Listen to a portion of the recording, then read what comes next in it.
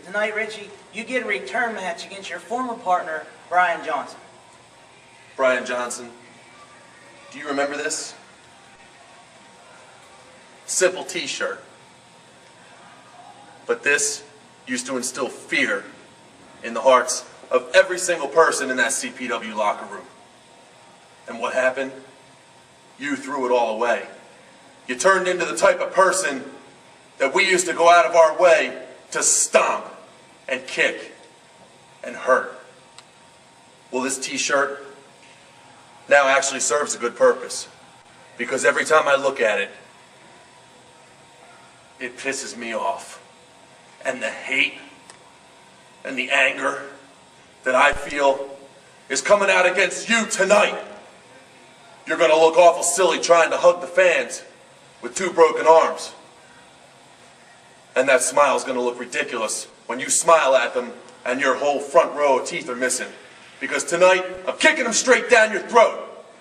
And after tonight, when you're finished and out of this business for good, thanks to Richie Stevens, I won't be needing this no more. Wrestling fans, do not adjust your internet. You are seeing tie-dye. I am in the locker room with the big guy, Pat Lawson, and Brian Johnson. Tonight, Brian, it's a rematch. You beat Richie the last time, your former teammate. Now, right here in Moorefield, he wanted the rematch one more time in the ring with you. Yeah, man. We go way back, man. You know, we tagged together for several years. We had the belt several times, man. You know, sometimes the light was shining on me. Other times I could barely see. But lately, it occurs to me what a long, strange trip it's been. And so tonight, Richie, we're going to end it once and for all, and hopefully, I'm the winner, right? Oh, look at him. Look at him, Buddha. I mean, tell me, how can you go wrong with this guy here? Ever since him and I have hooked up, look where his career has taken off here. And you know what? Tonight, it's a little more, honestly, it's a little more personal tonight because of Richie Stevens. Richie, you need to straighten up, son. You need to hit the gym. You need to do a few sit-ups and a few other things to get ready. Because I'll tell you right now, this guy here is in the best shape of his career. I've got him as a fine-tuned machine. He's a little fried, he's a little burned out, but you know what? That's okay. Because what he ain't got up here, he's got there. And, well, look, you got to work with him here. You might be fried a little bit, but that's all right, man. Everybody was back in the 60s, dude. That's the way it was. That's the way it was. That's the way it is. But Richie Stevens, you're getting your butt kicked tonight, son.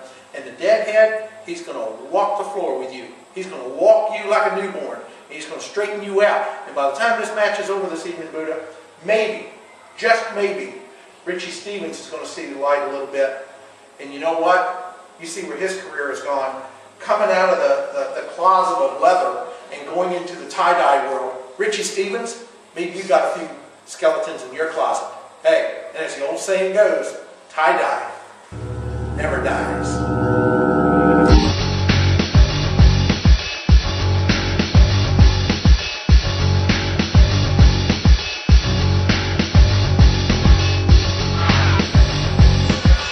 Chris Bradley alongside Alex Young here at Holiday Havoc in Moorefield. There's Moorefield's own Rob Class, Alex. Yeah, and? Well, he's the first graduate of the CPW Wrestling School. Big guys in my hometown tonight. We're going to have fun tonight. Is everybody ready for this? Everybody ready for CPW tonight? Make some noise for real for everybody here.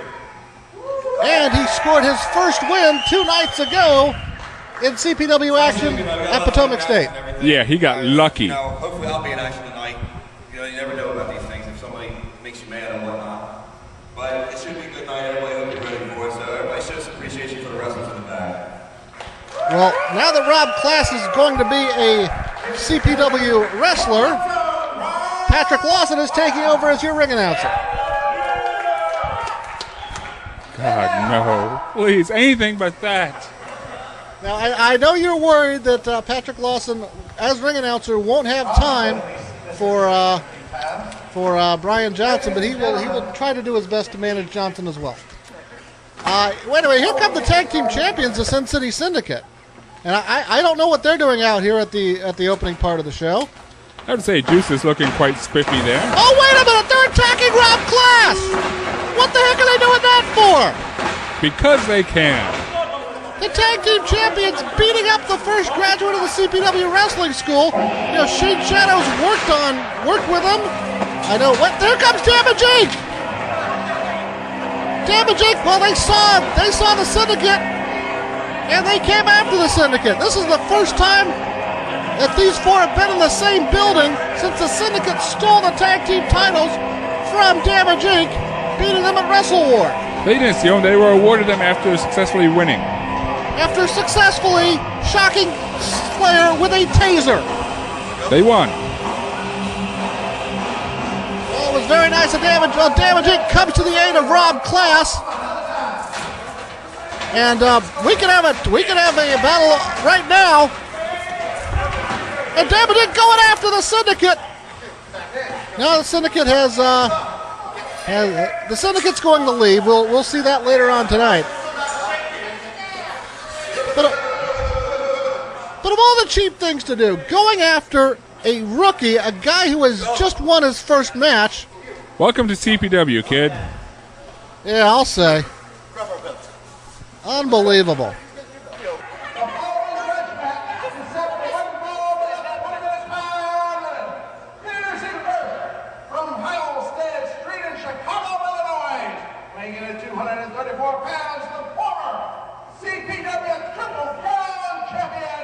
Ladies and gentlemen, this is the Renegade, Richie Stevens.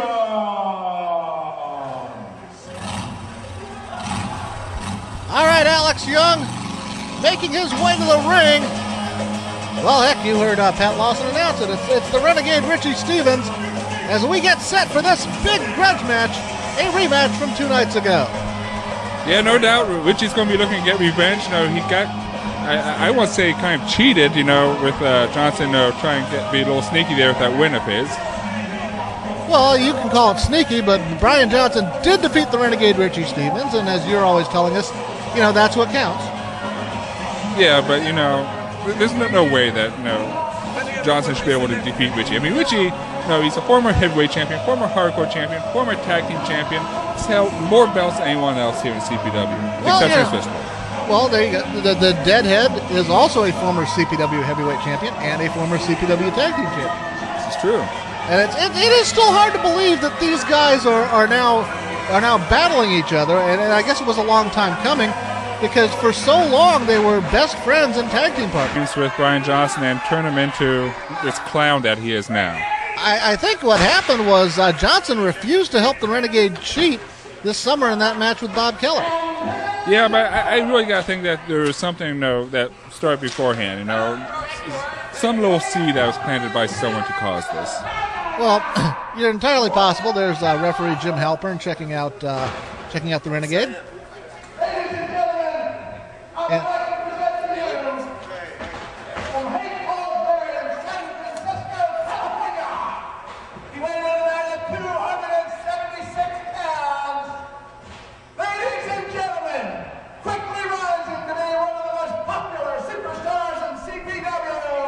yeah, right. Hey. Everybody's favorite deadhead, ladies and gentlemen, this is Brian Johnson. Well, the big guy Pat Lawson continuing the long tradition of ring announcers / managers that dates back all the way to the legendary Neil Sharkey. I personally think this just shows why Johnson should give up this whole thing with Lawson. I mean, first he's like, okay, here, let me show you everything. Now it's like, well, now you're not so important. I want to ring announce too. If Lawson were a real manager, he'd be back there doing last-minute preparations with Johnson. Well, we just went into all the accolades that Brian Johnson's picked up over his CPW career, just like Richie Stevens. How much managing do you think he needs, other than maybe wardrobe management? And I wouldn't go to Pat Lawson for wardrobe management as much as I like it. Yeah, I think that's probably where part of the problem came down from. I mean, I don't remember him dressing up anywhere near as colorful as that back before Pat Lawson. Well, I don't remember any wrestler dressing near as colorful as the Deadhead Brian Johnson does, but he He seems very happy with it, and he's enjoyed some success since the switch over here.